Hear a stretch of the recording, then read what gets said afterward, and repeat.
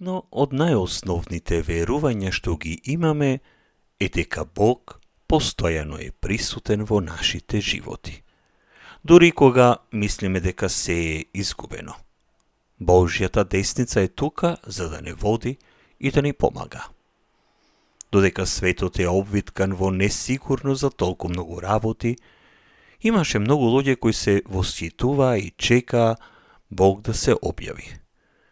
Што мисли Бог за нашиот свет? Дали Бог ги слуша нашите молитви? Меѓутоа, дали некогаш размислуваме за фактот дека треба да бидеме приемчиви кон Бога? Дека навистина треба да бидеме отворени за Него? Ова не вклучува само да изговараме зборови верувам или го сакам Бога, или пак одење в црква. Склони сме да ги применуваме нашите собствени стандарди и очекувања кон Бога, без да се обидеме да се преобразиме, да станеме слични на Него. Се подготвуваме за празникот во кој ќе се сретнеме со нашиот Господ, каде што ќе бидеме сведоци на Неговото раѓање во Витлеемската пештера, за да му донесе спасение на светот.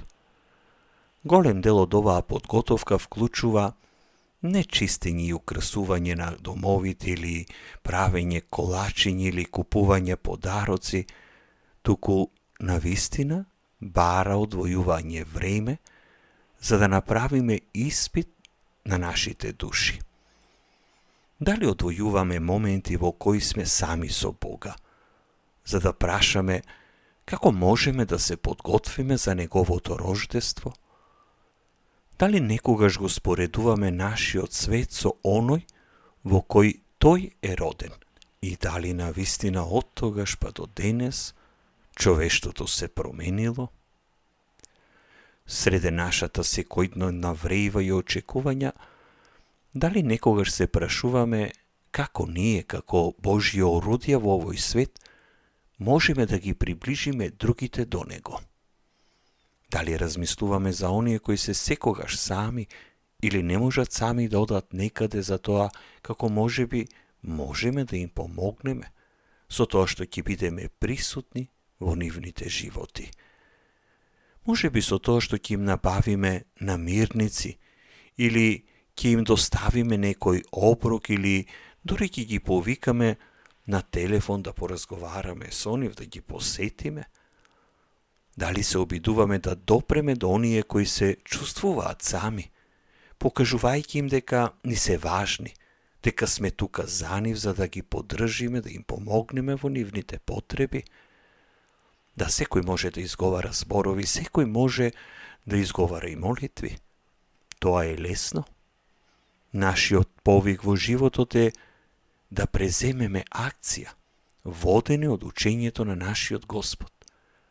Ако сме поотворени за ова, тогаш може би Божјото присуство во светот би се почувствувало и посилно. Започнува со нас, нашиот став, благодарност и живење по примерот на нашиот Господ. Запомнете, нашиот Господ ги спаси гадаринците од демонот со тоа што ги испрати демоните во свињи, а свињите се фрлија и се удавија.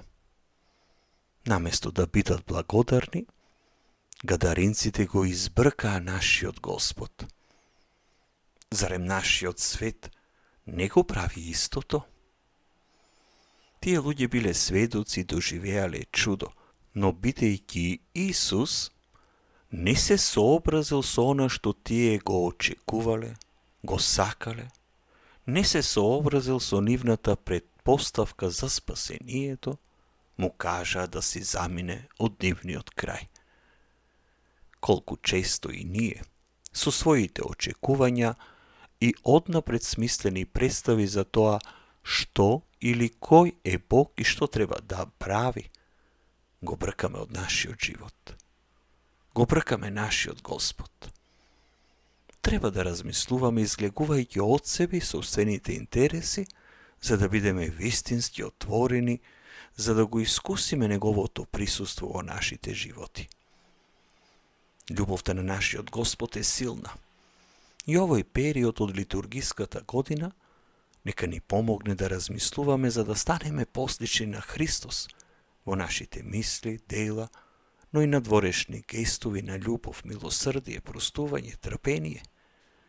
Но треба и да действуваме и да бидеме отворени за Него, да го слушнеме Неговиот повик и да бидеме секогаш подготвени да служиме како вистински пример за Неговата љубов и грижа за светот. Додека се подготвуваме да го прославиме Христовото доаѓање во Неговото рождество, да размислуваме дека Бог е и постојано присутен во нашите животи, дури кога мислиме дека никој не е со нас, и да се стремиме да станеме слични на Него во секој ден од нашиот живот.